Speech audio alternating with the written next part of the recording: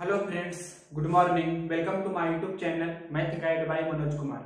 हम लोग आज आरआरबी एनटीपीसी का 11 जनवरी 2021 को फर्स्ट शिफ्ट में जो एग्जाम हुआ है उसमें मैथ सेक्शन का सोल्यूशन करेंगे। जो भी क्वेश्चन होगा 100% रियल क्वेश्चन होंगे। आप किसी भी स्टूडेंट से पूछ सकते हैं जिन्होंने एग्जाम दिया है फर्स्ट शिफ्ट में 11 जनवरी को। देखिए क्वेश्चन नंबर फर्स्ट हमने लिया है, ये ज्योमेट्री का क्वेश्चन है। 10th क्लास में थ्योरम में पढ़े होंगे तो उसी का एप्लीकेशन है। क्वेश्चन है त्रिभुज एबीसी में डीई समानांतर बीसी है। मतलब इस प्रकार से कोई ट्रायंगल हमने ड्रा किया जिसका नाम दे दिए एबीसी, जिसमें ये बीसी के समानांतर ये कोई रेखा है जिसका नाम क्या है डीई। ये डीई समानांतर बीसी हो गया। तो आप थेल्स प्रमेय से जानते हैं डीई समानांतर बीसी रहता है तो क्या होता है एडी बटा डीबी। एडी बटा डीबी बराबर होता है एई बटा ईसी। इस प्रकार से होता है एई बटा ईसी। डीई समानांतर बीसी तो एडी बटा डीबी बराबर एई बटा ईसी होता है। प्रश्न में दिया है एडी और डीबी, मतलब एडी 3 अनुपात में है तो डीबी कितना है 5। इस प्रकार से आपके प्रश्न में दिया है, मतलब ये रेशियो में 3 है तो ये कितना है 5।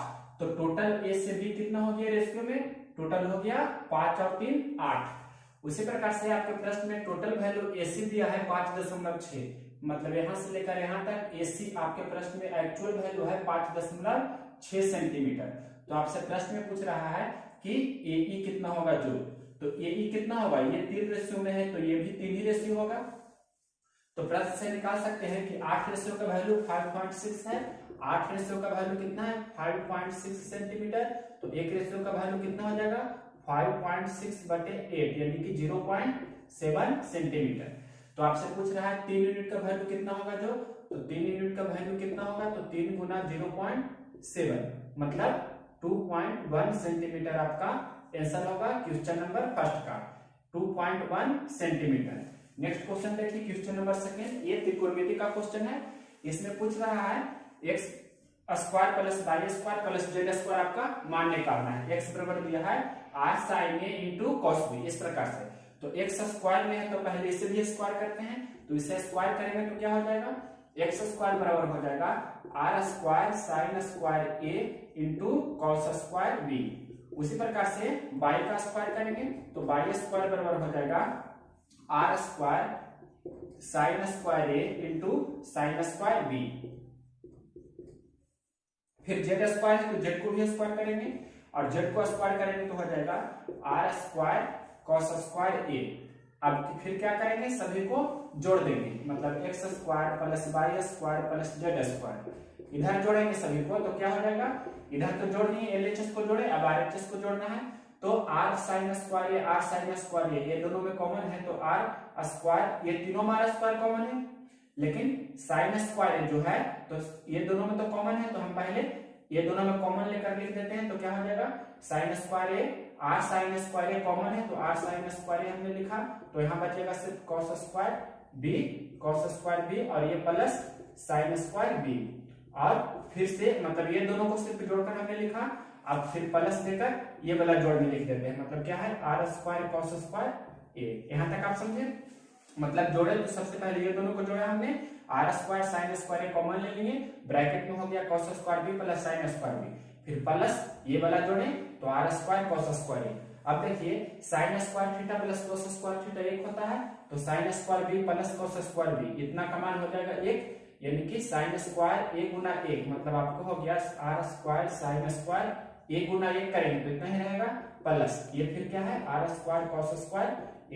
फिर ये दोनों में r स्क्वायर कॉमन है तो क्या हो जाएगा sin square a plus cos square a। फिर इसका मान 1 हो जाएगा मतलब r स्क्वायर गुना 1, तो r स्क्वायर ही आपका इस प्रश्न का आंसर होता है, जो भी ऑप्शन रहता। नेक्स्ट क्वेश्चन देखिए क्वेश्चन नंबर देखिए 18। ये सिंपल सिंप्लीफिकेशन का है। 0.154/x बराबर 1.54/154 है।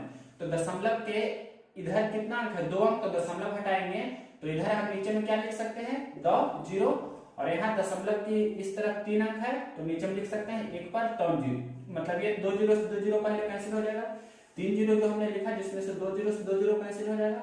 अब 154 से 154 ये कैंसिल हो जाएगा और ये 10 यहाँ जाएगा, या आप ऐसे भी कर सकते हैं कि 5 दूनी 10 और ये 2 बार में कैंसिल हो जाएगा, ये दशमलव हटा दिए तो 2 बार में इसे कैंसिल कीजिएगा तो कितना हो जाएगा 2 7 14 और फिर ये 77 दूनी 154 तो ये 5 इधर जाएगा, मतलब x का मान आपका हो जाएगा क्या 77/5।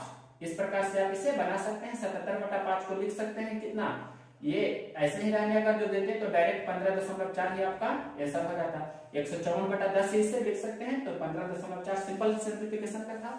नेक्स्ट क्वेश्चन देखिए, क्वेश्चन नंबर ये इंपॉर्टेंट क्वेश्चन है। क्यों इंपॉर्टेंट है इसे अच्छा से समझना होगा। इसका आपको मान निकालना है प्रश्न में। तो a² + b² को दो तरीका से बताते हैं आपको। इसका मेथड फर्स्ट पहले देखिए। मेथड फर्स्ट में आपको बता रहे हैं a² + b² को आप इस प्रकार से कर लीजिए कि इसे हम अगर जो लिखें a + b का होल स्क्वायर और -2ab। a² + b² का फॉर्मूला होता है a + b का होल स्क्वायर -2ab और ये -4 है, मतलब इसे हमने इस प्रकार से लिखा। तो आपको क्या क्या निकालना होगा, a + b और a × b।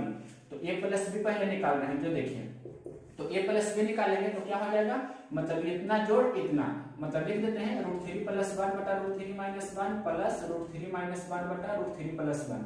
तो यहाँ पर से a + b एक ही बार में निकल कर आ जाना चाहिए। कैसे, जो देखिए एलसीएम लेंगे तो √3 - 1 × √3 + 1, तो a² - b² √3 का स्क्वायर 3 - 1 का स्क्वायर 1, तो √3 का स्क्वायर 3 - 1 तो 2 हो जाएगा। ऊपर देखिए क्या होता है, ये क्रॉस मल्टीप्लिकेशन होगा, फिर प्लस के चिन्ह, फिर ये क्रॉस मल्टीप्लिकेशन, तो √3 + 1 का होल स्क्वायर प्लस √3 - 1 का होल स्क्वायर, तो 2 × a² + b², तो √3 का स्क्वायर 3 और 1 का स्क्वायर 1। ये आपको रूल याद रहना चाहिए। हमने यहाँ पर लगा रहे हैं फॉर्मूला, आपको ये प्लस यहाँ पर यूज कर रहे हैं, ये a + b का होल स्क्वायर और प्लस a - b का होल स्क्वायर क्या होता है 4ab। इसका हमने यूज किया यहाँ पर। ये होता है प्लस में होता है तो 2a² b² होता है और माइनस यहाँ पर रहता है तो क्या होता है 4ab। दोनों फॉर्मूला आपको याद रहना चाहिए। तो 2 × a² + b² यूज किए हैं, तो इसका मान आपको 4 आ गया। अब a × b क्या होगा, तो a × b अगर तो यहाँ पर प्लस के जगह पर गुना रहता तो क्रॉस मतलब ये कैंसिल हो जाता, मतलब ये कितना हो जाएगा a + b 4, तो 4 का स्क्वायर -2 × 1 और -4, तो 16 - 2 - 4 यानी कि आपका आंसर हो जाएगा 10। इसका सेकेंड मेथड क्या कहता है, मेथड सेकेंड इसका आपको बारी बारी से पहले a निकालेंगे तो क्या हो जाएगा √3 + 1 का ये हो जाएगा, परिमेयकरण कर देंगे इसे, तो मतलब इस प्रकार से कि √3 + 1 है बटा √3 - 1 है, हम परिमेयकरण करेंगे √3 + 1 से, तो आपको ऊपर में हो जाएगा √3 + 1 का होल स्क्वायर और नीचे हो जाएगा √3 का स्क्वायर और -1 का स्क्वायर, और ऊपर में देखिए कितना हो जाएगा, मतलब a² + b² + 2ab, तो 3 और 1 4 प्लस कितना हो जाएगा 2√3 और नीचे 3 - 1 तो 2 हो जाएगा। फिर 2 हम कॉमन ले लेंगे ऊपर से, तो कितना हो जाएगा 2 + √3 और ये 2 से 2 कैंसिल हो जाएगा, मतलब ये आपका चला गया 2 + √3। तो ये तो हुआ a। उसी प्रकार से आपको a² निकालना है, इसका स्क्वायर करेंगे, मतलब 2 + √3 का स्क्वायर करेंगे तो कितना हो जाएगा 2 का स्क्वायर 4 और √3 का स्क्वायर 3, तो 4 और 3 7 और 2ab, मतलब 2 दूनी 4 √3, तो a² हुआ 7 + 4 √3, तो a यानी कि b² कितना होगा 7 - 4 √3 होगा। इसी प्रकार से मतलब यहाँ पर आपको निकालना है डायरेक्ट, मेथड सेकेंड में आपको बता रहे हैं जो कि a² आपका कितना चला आया 7 + 4 √3 प्लस b² कितना आया 7 - 4 √3 और ये -4 है तो -4, तो -4 √3 + 4 √3 कैंसिल हो जाएगा, तो +7 और -4, मतलब 7 7 14 में से 4 घटाइएगा तो 10 आ जाएगा आपका आंसर। ये आपका सेकेंड मेथड था। आपको जो पसंद है वैसे बनाइए। क्वेश्चन नंबर देखिए 5, ये बोल रहा है 2/4 4/8 6/12 8/16 का मसा निकालना है। तो जब भी फ्रैक्शन में रहे मसा निकालना तो सबसे पहला रूल होता है कि कैंसिल होता है तो कैंसिल कर देंगे, मतलब ये 1/2 हो जाएगा। इस प्रकार से कैंसिल करेंगे तो सभी कितना हो रहा है 1/2, तो 1/2 है पूरा, तो 1/2 का मसा कितना हो जाएगा, ये 1/2 ही हो जाएगा, इसमें कुछ भी नहीं है। तो इसमें आपको ध्यान रखना है कि जब भी कैंसिल होता है फ्रैक्शन में तो पहले कैंसिल कर लेंगे, उसके बाद मसा निकालना है। तो मसा निकालने के लिए भिन्नों का होता है अंशों का मसा, तो 1 का मसा 1 हो जाएगा और हर का लसा तो 2 2 2 2 2 का लसा क्या होगा 2 ही होगा। तो इस प्रकार से मतलब भिन्नों का मसा बराबर फॉर्मूला होता है अंशों का मसा बटा हरों का लसा, उसका भी यूज कीजिए या डायरेक्ट आप बना सकते हैं। क्वेश्चन नंबर 5 के बाद देखिए 6, ये बोल रहा है कि 12 16 24 और 32, 12 16 24 और 32, 12 16 24 और 32 से विभाजित होने वाली छोटी से छोटी मतलब लघुत्तम संख्या बताना है। तो छोटी से छोटी संख्या पूछे, इसका मतलब क्या होता है आपको एलसीएम निकालना है।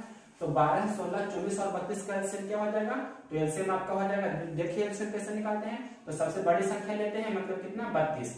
अब 32 से कट रहा है तो 24, मतलब 32 के अंदर में मतलब 24 का टेबल नहीं है, तो क्या करेंगे, यहाँ 8 3 24 होता है, 8 चौके 32 होता है, तो 8 तो दोनों में कॉमन ठीक है, लेकिन यहाँ 3 है 24 में और 32 में 3 नहीं है, तो 3 हम इसमें दे दिए, तो 32 का कितना हो गया 96।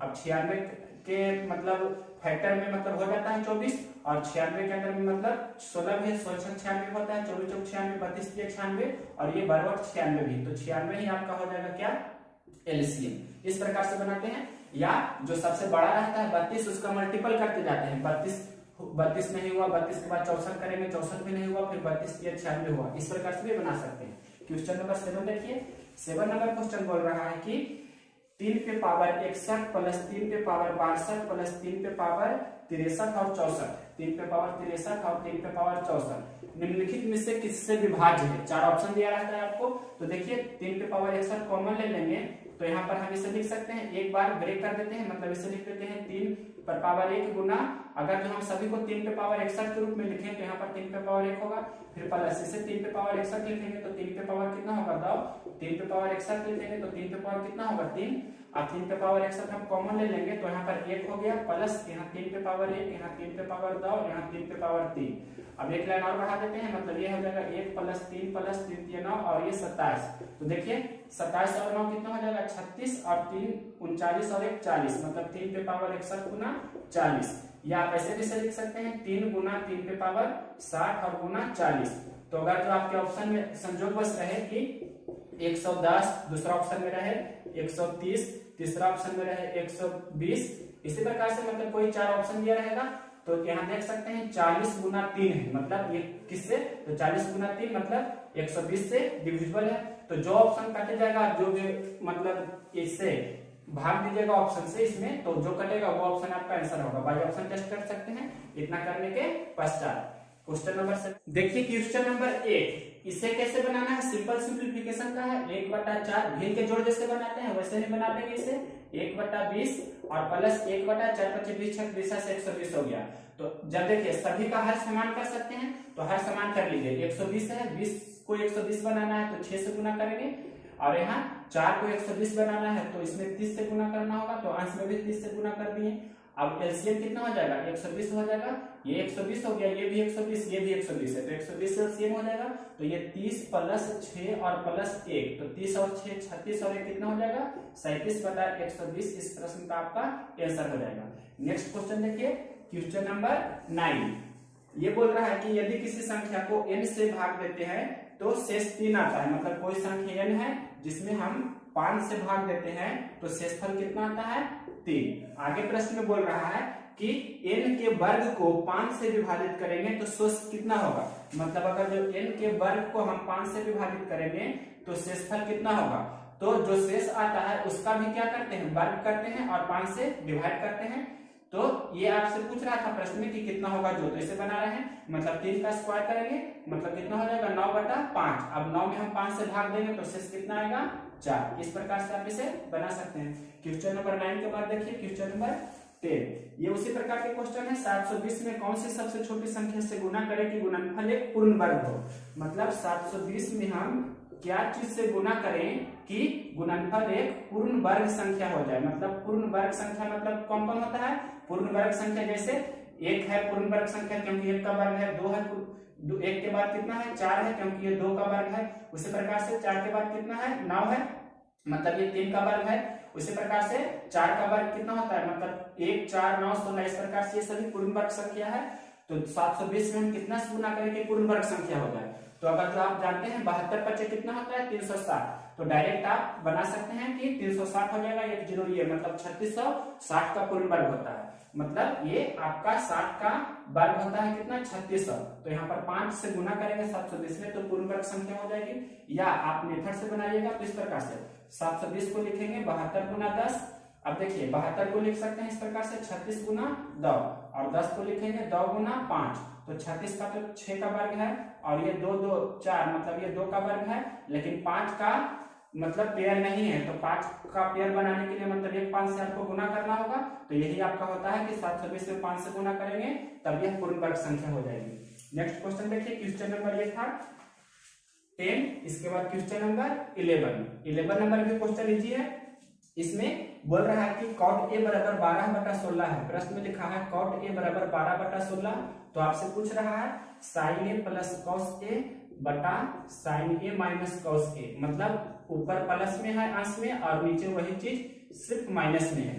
तो ऐसे प्रश्न का बनाने का शॉर्टकट अप्रोच है, पहले cot a बराबर जो दिया है, cot a बराबर दिया रहता है या tan a बराबर, ये दो चीज दिया रहता है। तो 4 × 12 4 × 16, मतलब cot a बराबर कितना है 3/4। अब इसे आप ऐसे भी लिख सकते हैं कि cot a दिया है तो cot मतलब क्या होता है sin थीटा बटे cos थीटा का मतलब tan होता है, तो cos थीटा बटे sin थीटा का मतलब cot होगा। यानी कि आपके प्रश्न में दिया है कि cot थीटा बराबर 3/4, तो इसे हम लिख सकते हैं cot को cos थीटा बटे sin थीटा बराबर 3/4, यानी कि cos थीटा का वैल्यू 3 अनुपात है तो sin थीटा का वैल्यू 4 अनुपात है। तो रेशियो से भी इसे बना सकते हैं, मतलब यहाँ पर हम क्या लिखेंगे, साइन के जगह पर 4 लिखेंगे, यानी कि 4 + 3 बटा 4 - 3, तो ये कितना आंसर हो जाएगा 7/1, यानी कि 7 आपका आंसर होगा। सिंपल वे में इसे बना सकते हैं, या टाइम दिया रहता है तब भी इसी प्रकार से आप बनाते हैं। नेक्स्ट क्वेश्चन देखिए, question number 12 number question easy है। 12 नंबर बनाने के लिए आपको 11th क्लास 10th क्लास का आना चाहिए, 2 चर वाले रैखिक समीकरण का ग्राफ वगैरह। तो क्वेश्चन लिखा है के किस मान के लिए दो सरल रेखा का समीकरण दिया है कि 2x + 3y + 11, 2x + 3y + 11 बराबर 0। फिर लिखा है दूसरा समीकरण 6x + ky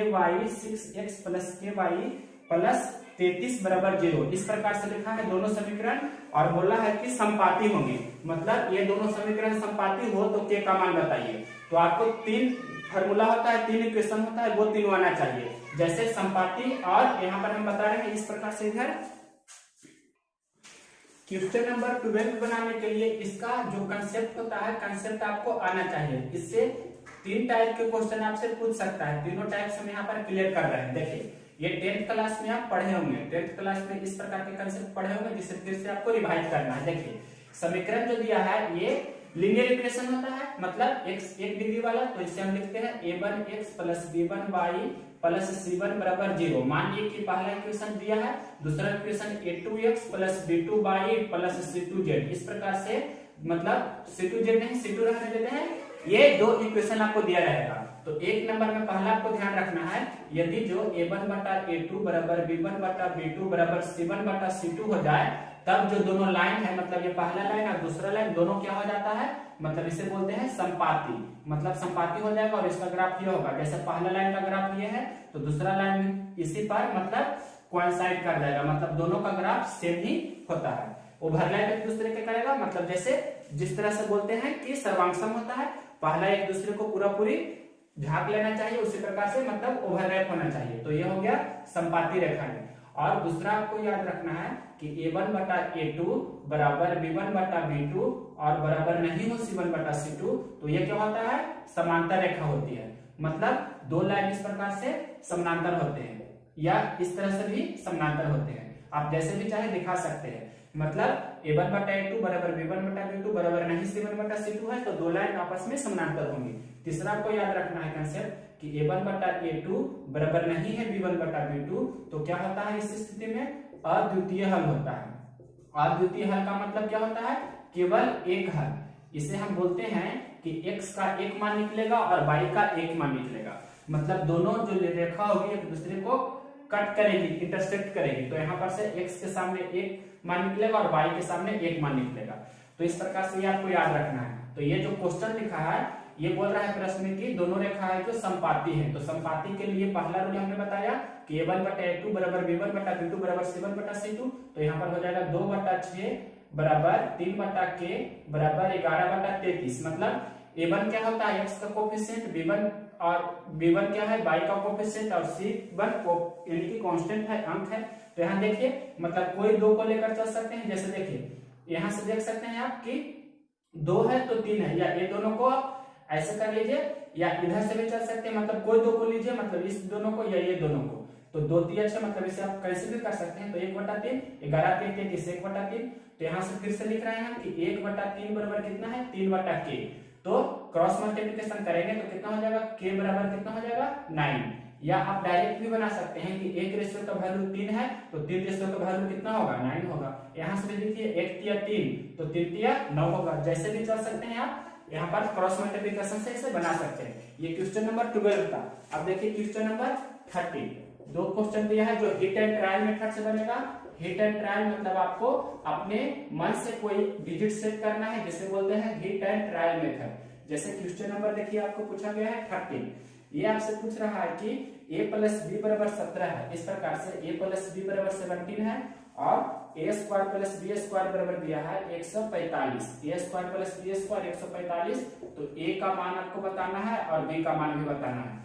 तो यहाँ पर अपने मन से a और b के जगह ऐसा डिजिट लेना है कि दोनों को जोड़ने पर 17 और दोनों के वर्ग के जोड़ने पर होना चाहिए 145। तो a के जगह पर 8 लेते हैं, b के जगह पर 9 लेते हैं। तो 8 का स्क्वायर और 9 का स्क्वायर तो ये 64 और 81 तो हो जाता है 145। और ये भी 8 में जोड़ने पर 17 होता है, यानी कि a का मान हो जाएगा 8 और b का मान हो जाएगा कितना 9।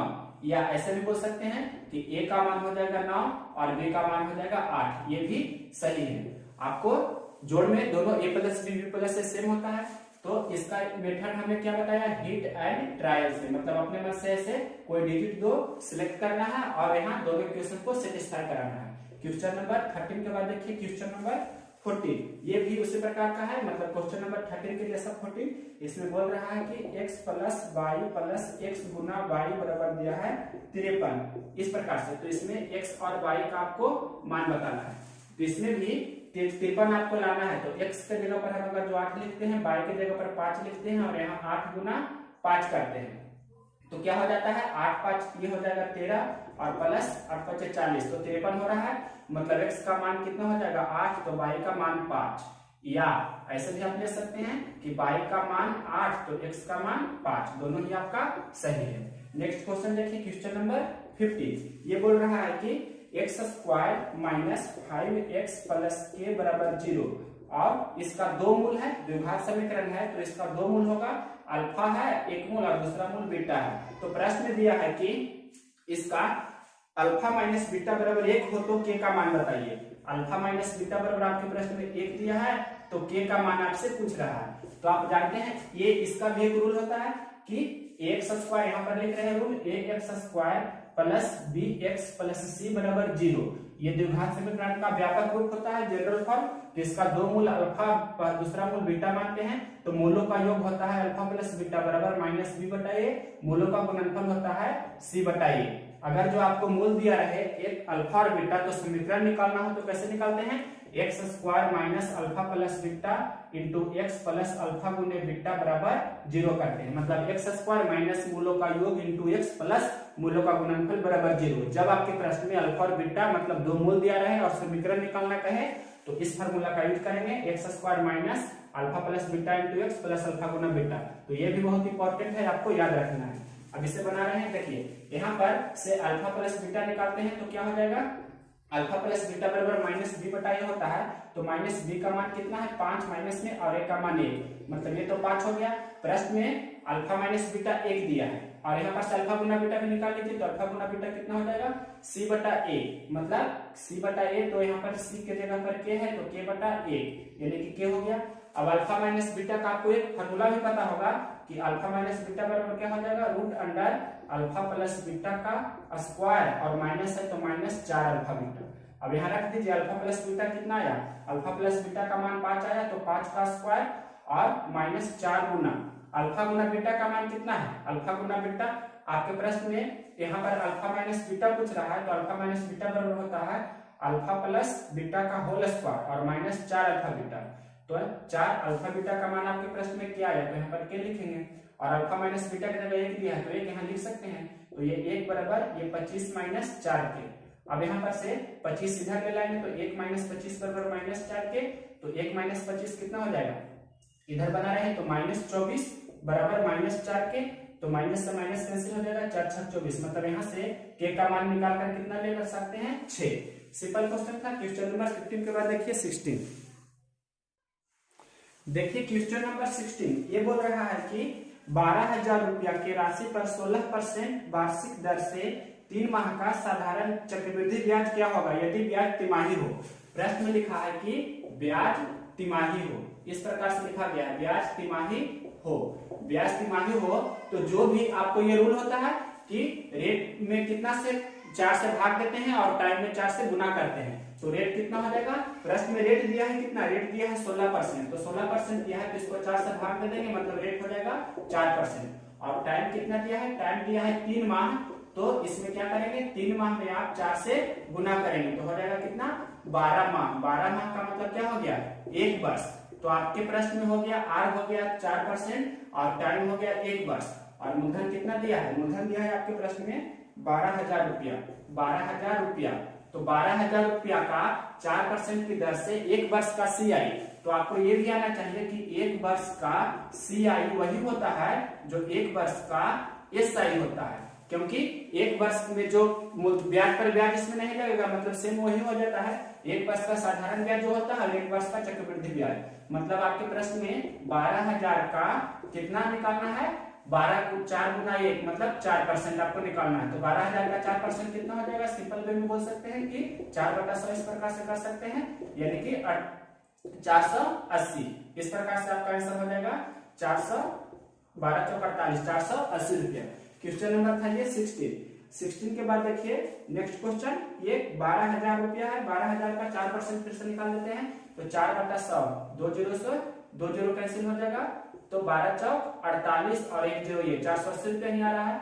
क्वेश्चन नंबर 16 के बाद देखिए क्वेश्चन नंबर 17, ये बोल रहा है यदि किसी वस्तु का अंकित मूल्य 7200 रुपया है और 5% की छूट है तो विक्रय मूल्य कितना होगा।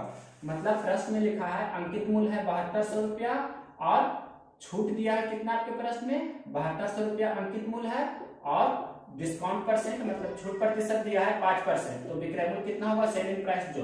तो इसका 2 तरीका है, पहला ऐसे बना सकते हैं कि 7200 गुना 5% छूट है, मतलब 95% पर बेच रहा है तो 95/100 और 2 जीरो कैंसिल हो जाएगा, तो 72 गुना 95 करेंगे, वही आपका आंसर हो जाएगा। तो गुना कर देते हैं, 2 5 10, बाकी 1 हो गया, और 9 2 18, 7 5 35, 18, 53 और 1 54, फिर 5 और ये 963 और 5 68। इस प्रकार से 68 40 आपका आंसर होगा। दूसरा तरीका है कि 7200 का 5% निकालिए तो कितना हो जाएगा, 2 जीरो से 2 जीरो कैंसिल, मतलब 360 रुपया क्या है, 360 रुपया है जो छूट है, मतलब छूट की राशि कितना निकला, ये आपको निकल कर आ गया सेलिंग प्राइस डायरेक्ट, मतलब सेलिंग प्राइस हो गया आपका 68 40 पहले मेथड से, और दूसरा मेथड बता रहे हैं यहाँ पर कि 7200 का 5% निकालेंगे तो वो छूट होगा, और विक्रय मूल्य कितना हो जाएगा, विक्रय मूल्य बराबर होता है अंकित मूल्य माइनस डिस्काउंट या छूट।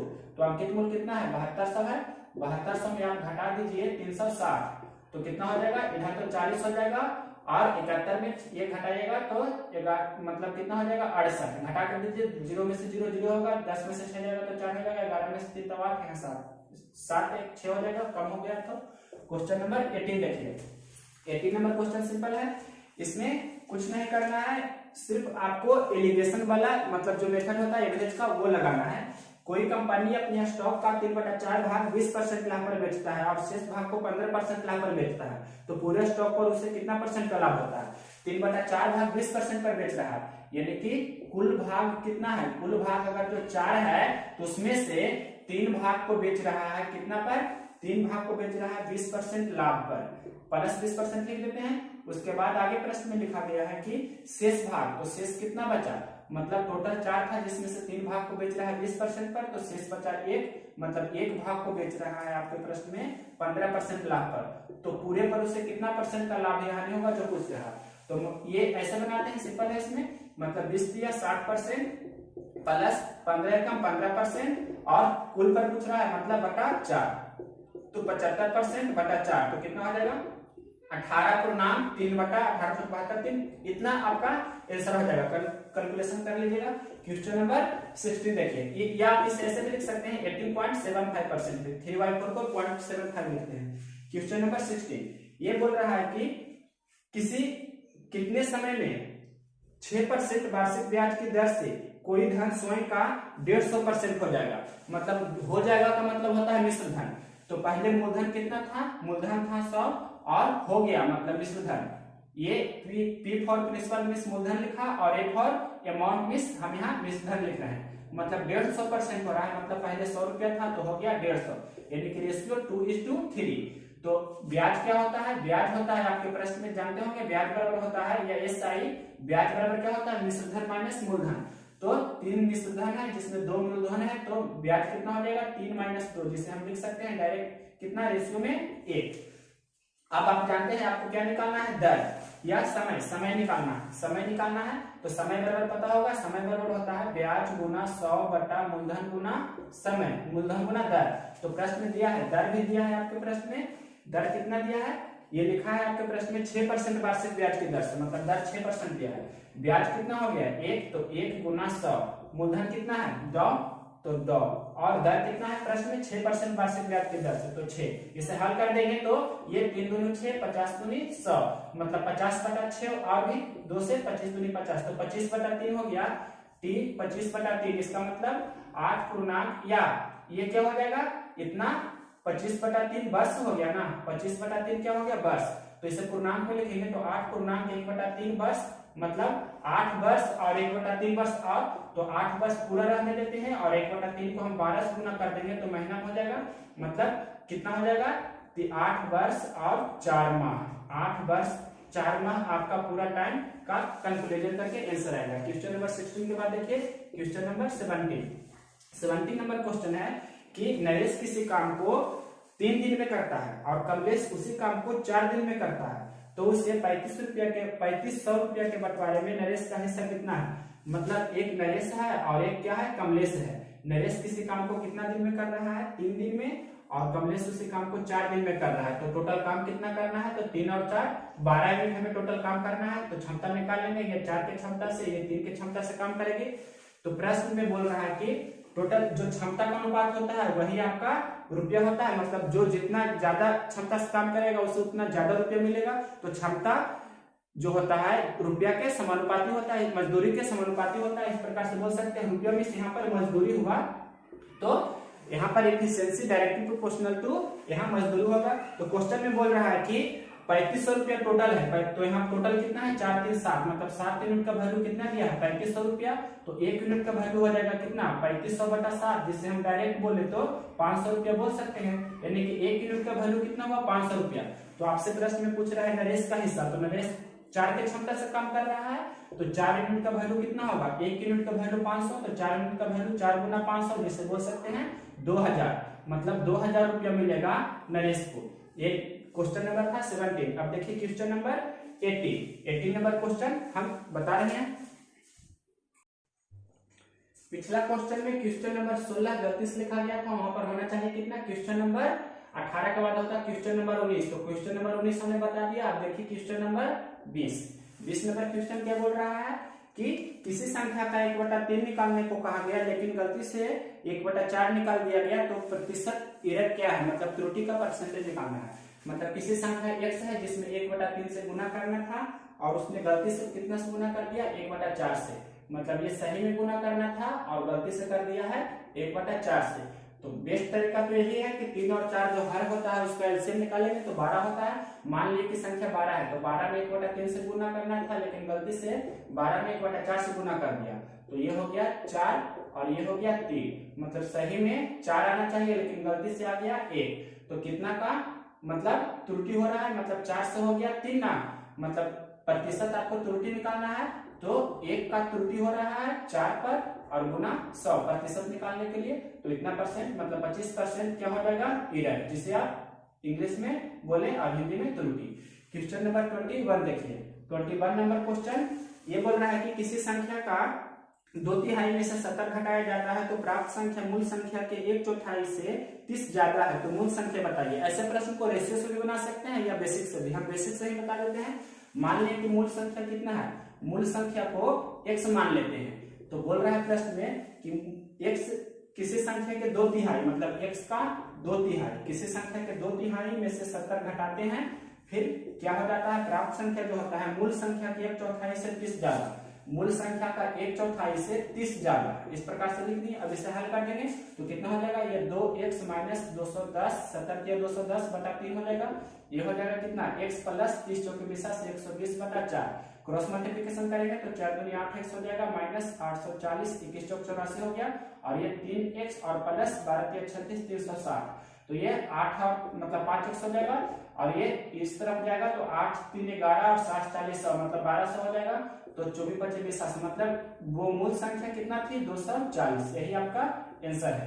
क्वेश्चन नंबर 21 के बाद देखिए क्वेश्चन नंबर 22 नंबर क्वेश्चन है जो वेन डायग्राम का है और ये बहुत ही इंपॉर्टेंट क्वेश्चन है। इसे आपको अच्छे से समझ में आना चाहिए। ध्यान से देखिए, ये बोल रहा है कि एक स्कूल में 40 बच्चे क्रिकेट, 50 बच्चे फुटबॉल और 30 बच्चे हॉकी खेलते हैं। हॉकी की जगह पर प्रश्न में क्या था, बास्केटबॉल। तो 3 यहाँ पर हम डायग्राम ड्रा कर रहे हैं, पहला डायग्राम, दूसरा डायग्राम और तीसरा, मतलब 3 सर्किल हमने इस प्रकार से ड्रा किया। पहला ये है जो क्रिकेट खेलने वाला है और दूसरा क्या है फुटबॉल और तीसरा है जो हॉकी। लेकिन यहाँ क्वेश्चन में लिखा था बास्केटबॉल, लेकिन हमने लिख दिया हॉकी, उससे कोई भी प्रभाव नहीं पड़ेगा। क्वेश्चन में लिखा है 40 बच्चे क्रिकेट खेलते हैं, 40 बच्चे क्रिकेट खेलते हैं, 50 बच्चे, मतलब ये टोटल 40 बच्चा इस सर्किल में है क्रिकेट खेलने वाला, 50 बच्चे फुटबॉल खेलते हैं, मतलब ये 50 बच्चा फुटबॉल खेल रहा है। और प्रश्न में लिखा है 30 बच्चे हॉकी खेलते हैं। ये टोटल कितना है 30 बच्चा हॉकी खेलते हैं, मतलब इस प्रकार से कोई क्वेश्चन होगा। इसके बाद प्रश्न में लिखा है यदि 12 विद्यार्थी फुटबॉल तथा क्रिकेट खेलते हैं, 12 विद्यार्थी है जो फुटबॉल तथा क्रिकेट खेलते हैं, तो फुटबॉल और क्रिकेट मतलब दोनों वाला ये हो गया 12 विद्यार्थी। उसके बाद प्रश्न में बोल रहा है कि 16 बच्चे फुटबॉल तथा हॉकी खेलते हैं, फुटबॉल और हॉकी ये खेलने वाला कितना है 16। फिर प्रश्न में बोल रहा है कि 15 बच्चे, या यहाँ पर 5 शायद होना चाहिए, देख लेंगे। फिर 15 बच्चे क्रिकेट तथा हॉकी खेलते हैं, 15 तो क्रिकेट और हॉकी ये खेलने वाला कितना है 15। फिर प्रश्न में पूछ रहा है कि आगे फिर और दिया है तीनों खेल खेलने वाले कुल 7 बच्चे हैं, मतलब ये हिस्सा है जो दोनों खेल खेलने वाला 7 बच्चा है, तो केवल एक खेल खेलने वाले विद्यार्थियों की संख्या बताना है। तो केवल एक खेल खेलने वाला आपको निकालना होगा। टोटल 40 में से 12 है जो क्या है क्रिकेट और फुटबॉल खेलता है, 7 है जो दोनों खेल खेलता है और 15 है जो क्रिकेट और हॉकी खेलता है। तो ये 12 और 7 या 12 15 27 हो गया, 27 और 7 34 हो गया। तो 40 में से 34 है जो खेल रहा है कोई न कोई खेल, तो केवल क्रिकेट खेलने वाला कितना होगा 40 में से आप 34 घटाइएगा मतलब 6 हो गया। इस प्रकार से 40 में से 34 घटा सकते हैं तो 6 होगा। उसी प्रकार से टोटल 50 है फुटबॉल, जिसमें से 12 और 16 28 और 7 35 खेलने वाला है कोई ना कोई खेल, मतलब हॉकी और क्रिकेट भी। तो आपको 50 में से 35 घटाना है, 16 12 28 7 35 हुआ, तो 35 में कितना जोड़े कि 50 हो जाए, तो ये हो जाएगा कितना 15, मतलब केवल क्रिकेट खेलने वाला 6, केवल फुटबॉल खेलने वाला 15। उसी प्रकार से ये टोटल होना चाहिए कितना, टोटल होना चाहिए जोड़कर 30, लेकिन 16 15 31 यहाँ से हो रहा है, तो ये 30 नहीं होगा, यहाँ पर 30 से कुछ ज्यादा ही होगा। मतलब हॉकी खेलने वाला जो स्टूडेंट है यहाँ पर अपने मन से हम ले लेते हैं 30 से ज्यादा, मतलब मान लीजिए कि ले लेंगे यहाँ पर ये जोड़ जितना भी जोड़ कर होगा उससे ज्यादा ले लेते हैं। तो 16 15 31 7 38 हो रहा है। यहाँ पर हम मान लिए कि 42 है जो हॉकी खेलने वाला है, तो 16 15 31 और 7 38 हो गया टोटल। तो 38 में से 42 में से 38 घटाएंगे, या 38 में कितना जोड़े कि 42 हो जाए, तो 4, मतलब 4 स्टूडेंट ऐसा है जो केवल हॉकी खेलता है। तो केवल एक खेल खेलने वाला 6 15 हो जाएगा 21 और 4 25, मतलब 6 + 15 + 4, तो आपका आंसर हो जाएगा 25 विद्यार्थी ऐसा है जो तीनों खेल खेलता है, मतलब तीनों खेल खेलने वाले टोटल 25 विद्यार्थी है। और क्वेश्चन में यहाँ करेक्शन किए हैं कि हॉकी खेलने वाले टोटल कितना है 42 है। नेक्स्ट क्वेश्चन देखते हैं।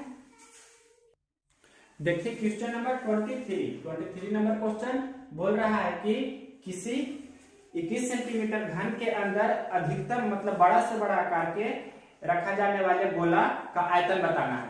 तो घन के अंदर में हम गोला रखेंगे, तो गोला का जो व्यास होगा घन की भुजा के बराबर होगा। मतलब यहाँ पर हम आपको लिख देते हैं कि घन की जो भुजा होगी वो क्या होगा, गोला का व्यास के बराबर होगा, मतलब गोला के व्यास के बराबर होगा, यानी कि d बराबर क्या होगा, A for side of cube and D for diameter of sphere, मतलब गोला का व्यास और घन की भुजा बराबर होगी। मतलब इस प्रकार से जैसे कोई घन है, इसके अंदर में हम एक रख रहे हैं क्या, गोला, तो गोला रखेंगे तो ये जो गोला का व्यास होगा, मतलब चारों ये बड़ा से बड़ा हम यहाँ पर क्या रख रहे हैं, गोला, तो जो गोला का ये व्यास हुआ यही घन की क्या हो जाएगी, भुजा हो जाएगी। तो यहाँ पर आपको ये समझना है। और व्यास बराबर क्या होता है, 2 गुना त्रिज्या। तो यहाँ पर से आप निकाल सकते हैं, प्रश्न में एक चीज दिया होगा, त्रिज्या या भुजा कोई दिया है। देखिए 21 सेंटीमीटर भुजा वाला घन, मतलब घन की भुजा कितना दिया है 21, तो त्रिज्या यहाँ से कितना हो जाएगा 21/2, मतलब गोला की त्रिज्या कितना हो गई 21/2। तो गोला का आयतन क्या होता है, आयतन बराबर होता है 4/3 पाई आर क्यूब, मतलब 4/3 पाई का मान 22/7 दे देंगे, आर का मान 21/2 को हम लिखेंगे 3 बार। अब इसे हल करेंगे, वही आपका आंसर हो जाएगा। तो हल भी कर देते हैं, 7 21 से 21 कैंसिल हो जाएगा, ये 2 दूनी 4 भी कैंसिल हो जाएगा, और 2 से 11 दूनी 22, मतलब 11 गुना 21 गुना 21, तो 21 गुना 21 441 होता है। तो 441 गुना 11 इस प्रकार से जल्दी से कर सकते हैं कि ऐसे लिखेंगे 441 और जोड़कर कितना हो जाएगा 48 51, मतलब 48 51 आपका फाइनल आंसर होगा। नेक्स्ट क्वेश्चन देखिए, क्वेश्चन नंबर 2-3 क्वेश्चन और बता देते हैं, उसके बाद नेक्स्ट शिफ्ट 2 वाले करा देंगे। ये बोल रहा है कि एक घनाभ की विमा 50, 40 और 32 लंबाई चौड़ाई ऊंचाई इस प्रकार से है को पिघलाकर घन बनाया गया, तो घन का संपूर्ण पृष्ठ बताइए। तो आप जानते हैं कि पिघलाकर बनाया जाता है एक आकृति से दूसरी आकृति, तो आयतन को समान करते हैं, और रूप परिवर्तन किया जाता है मोड़कर या तोड़कर, तो परिमाप समान करते हैं या परिधि समान करते हैं, जो भी रहेगा क्वेश्चन में। तो यहाँ पिघलाकर बात किया है, पिघलाकर, तो पिघलाकर का मतलब क्या होता है कि आयतन समान करेंगे, आयतन को समान करना है, आयतन को समान करना है, ये आपको रूल ध्यान रखना है, आयतन को समान करना होता है। उसी प्रकार से अगर जो किसी क्वेश्चन में रहे कि रूप परिवर्तन, यहाँ पर भी रूप परिवर्तन हो रहा है, लेकिन अगर जो रहता कि तोड़कर या मोड़कर, मतलब मोड़कर रहता प्रश्न में, तो क्या होता परिमाप को समान करते हैं, परिमाप को यहाँ पर मतलब पेरीमीटर को सेम करते हैं। जब मोड़कर बात करें कि जैसे वृत्त को मोड़कर या वर्ग को मोड़कर वृत्त बनाया गया, इस प्रकार से कोई भी क्वेश्चन, तो वृत्त की परिधि और वर्ग का परिमाप बराबर करते हैं। यहाँ है पिघलाकर, तो आयतन को बराबर करेंगे। तो घनाभ का आयतन कितना है, प्रश्न में दिया है घनाभ की भुजा, मतलब यहाँ पर बोल सकते हैं कि घन का आयतन जो होगा वही घनाभ का आयतन होगा, मतलब यहाँ पर आयतन को हम समान करेंगे। तो प्रश्न में घनाभ का दिया है लंबाई चौड़ाई ऊंचाई, वही उसका आयतन होगा गुणनफल के रूप में, यानी कि 50, 40, 32 इस प्रकार से लिखा गया है प्रश्न में। और घन की भुजा क्या होता है, अगर जो ए है तो उसका आयतन एक क्यों होगा। तो यहाँ पर से आप बता सकते हैं कि गुना कर दीजिए, तो 5 चौके 20 और 32 दूनी 64, यानी कि 64,000 हो गया ना, 64,000 हो गया। तो एक क्यू बराबर 64,000, तो 64,000 किसका क्यू है, तो 64 किसका क्यू है, 4 का क्यू ना, तो 4 और ये 3 जीरो के बदले 1 जीरो, मतलब 40 का क्यू, मतलब भुजा कितना हो गया 40। और प्रश्न में पूछ रहा है घन का संपूर्ण पृष्ठ, तो घन का संपूर्ण पृष्ठ क्या होता है, आपको यहाँ पर से 2-3 चीज पूछ सकता है, हम सभी बता देते हैं। घन का संपूर्ण पृष्ठ होता है 6 गुना भुजा स्क्वायर, मतलब 6 गुना 40 का स्क्वायर, तो 40 का स्क्वायर कितना होता है 4 चौके 1600, मतलब 9600, जो भी वर्ग मीटर होगा या सेंटीमीटर होगा तो सेंटीमीटर स्क्वायर हो जाएगा। संपूर्ण पृष्ठ के बाद पूछ सकता है वक्र पृष्ठ भी, तो वक्र पृष्ठ क्या होता है 4 गुना भुजा स्क्वायर। घन का विकर्ण पूछेगा तो विकर्ण क्या होता है √3 गुना भुजा, जो पूछे आप बता सकते हैं। नेक्स्ट क्वेश्चन देखिए, क्वेश्चन नंबर 24 के बाद क्वेश्चन नंबर 25, दो क्वेश्चन और बताते हैं, 25, 26, 27, 8। क्वेश्चन नंबर देखिए 25 नंबर क्वेश्चन बोल रहा है कि कोई इस प्रकार से आपके फिगर दिया गया है, मतलब राइट एंगल ट्रायंगल, जिसमें आपसे ये मतलब लंब पूछ रहा है, और यहाँ पर कोण दिया है 45 डिग्री और कर्ण दे दिया है 150। तो आपको 45 डिग्री का रेशियो क्या होता है पता है, 1:1:2, और विकर्ण क्या होता है √2, यानी कि √2 यूनिट का वैल्यू कितना दिया है 150 मीटर, जो भी मीटर या सेंटीमीटर है, तो 1 यूनिट का वैल्यू कितना हो जाएगा 150/√2, यही आपका आंसर हो जाएगा 150/√2। या आप ये ऑप्शन में नहीं रहे तो क्या कीजिएगा परिमेयकरण कर देंगे, तो कितना हो जाएगा √2 गुना 2 मतलब 2, तो ये हो जाएगा 75, यानी कि 75√2 आपका हो जाएगा आंसर। 150√2 को परिमेयकरण करेंगे तो 75√2, ये भी आपका आंसर में हो सकता है। क्वेश्चन नंबर देखिए 26, ये है एक निश्चित दूरी को तय करने में ए और बी के चाल का अनुपात 4:5 है, मतलब कोई ये निश्चित दूरी है, मतलब डी डिस्टेंस है। तो दूरी बराबर क्या होता है, दूरी बराबर होता है चाल गुना समय, दूरी बराबर चाल गुना समय। तो आपको यहाँ पर रूल बता रहे हैं कि जब भी प्रश्न में दूरी को अगर जो हम समान रखते हैं, यानी कि कांस्टेंट रखते हैं दूरी को, तो चाल का रेशियो ए अनुपात बी है, तो समय का रेशियो क्या हो जाएगा बी अनुपात ए, आपको आना चाहिए, या समय का रेशियो बी अनुपात है तो ए अनुपात बी हो जाएगा। जैसे ये 2:3 है तो ये कितना हो जाएगा 3:2, ये आपको ध्यान रखना है। अब देखिए क्वेश्चन को, क्वेश्चन नंबर 26 कर रहे हैं, दिया है चाल का अनुपात कितना है 4:5, पहले ए है और बी है, 4:5 चाल दिया है तो निश्चित दूरी है, तो समय का अनुपात कितना हो जाएगा 5:4। प्रश्न में लिखा है कि ए बी से 20 मिनट अधिक समय लेता है। यहाँ ए बी से कितना अधिक ले रहा है, 1 यूनिट अधिक ले रहा है, मतलब रेशियो में 1, तो 1 का वैल्यू 20 दिया है। तो प्रश्न में पूछ रहा है कि ए कितना समय लेगा, तो ए 5 यूनिट का वैल्यू निकालना है, तो 20 गुना 5 यानी कि 100 मिनट आपका आंसर हो जाएगा, मतलब 100 मिनट का समय लेगा। इसे आप ऐसे भी बना सकते हैं कि 20/1 गुना 5, तभी आपका वही आएगा। क्वेश्चन नंबर 26 के बाद देखिए 27 नंबर है। ये भी आपका सिंपल ही क्वेश्चन है कि ए 5 किलोमीटर की दूरी 20 मिनट में तय करती है। 5 किलोमीटर की दूरी 20 मिनट में, तो यहाँ पर से उसका चाल निकाल सकते हैं, मतलब स्पीड ऑफ ए, मतलब हिंदी में लिख देते हैं ए की चाल। तो चाल बराबर होता है दूरी बटा समय। तो प्रश्न में दिया है कितना 5 किलोमीटर की दूरी 20 मिनट में, तो 5 किलोमीटर बटा 20 मिनट, तो मिनट को सेकेंड में बदल देंगे या किलोमीटर को मीटर में, या ऐसे भी कर सकते हैं किलोमीटर प्रति घंटा होता है तो मिनट को हम घंटा बदल देते हैं, मतलब 5 किलोमीटर रहने देते हैं और 20 मिनट है, घंटा बदलेंगे तो 20/60 घंटा हो जाएगा, मतलब ये 1/3, तो ये 3 ऊपर जाएगा, यानी कि 15 किलोमीटर प्रति घंटा एक ही चाल है। कब, जब 20 मिनट में 5 किलोमीटर दूरी तय करती है, तो 15 किलोमीटर प्रति घंटा एक ही चाल है। प्रश्न बोल रहा है कि यदि उसकी चाल को 3 किलोमीटर प्रति घंटा से कम कर दिया जाए तब ये कितना समय लेगा, मतलब यदि चाल को 3 किलोमीटर प्रति घंटा से कम कर दें तो चाल कितना हो जाएगा 12 किलोमीटर प्रति घंटा हो जाएगा। तो कितना समय लेगा, तो समय बराबर क्या होता है दूरी बटा चाल, मतलब दूरी तो 5 ही किलोमीटर है, 5 किलोमीटर की दूरी 5 किलोमीटर की दूरी प्रश्न में ही बोल रहा है कि यदि उसकी चाल को 3 किलोमीटर प्रति घंटा से कम कर दिया जाए तो ये कितना समय लेगा। ठीक है, तो समय बराबर दूरी बटा चाल, मतलब 5 किलोमीटर और चाल कितना है 12 किलोमीटर प्रति घंटा, तो किलोमीटर से किलोमीटर कैंसिल हो जाएगा और घंटा ऊपर जाएगा, मतलब 5/12 घंटा, जिसे आप जैसे चाहे बोल सकते हैं। मिनट में बदलेंगे तो कितना हो जाएगा 5/12 गुना 7, तो 12×5 = 60, यानी कि 25 हो जाएगा मिनट। ये आपका ऑप्शन में होगा तो 25 मिनट आंसर हो जाएगा। अब जो भी क्वेश्चन बचा है आपको सेकेंड शिफ्ट फर्स्ट शिफ्ट वाला अगर 2-3 क्वेश्चन 4 क्वेश्चन और होगा तो सेकेंड शिफ्ट जो करेंगे, मतलब 11 जनवरी 2021 का सेकेंड शिफ्ट वाले में फर्स्ट शिफ्ट का जो क्वेश्चन छोटा गया है 3-4 क्वेश्चन वो कंप्लीट करा देंगे। तो नेक्स्ट वीडियो में मिलते हैं। अगर यह वीडियो पसंद है तो इसे लाइक और शेयर करें।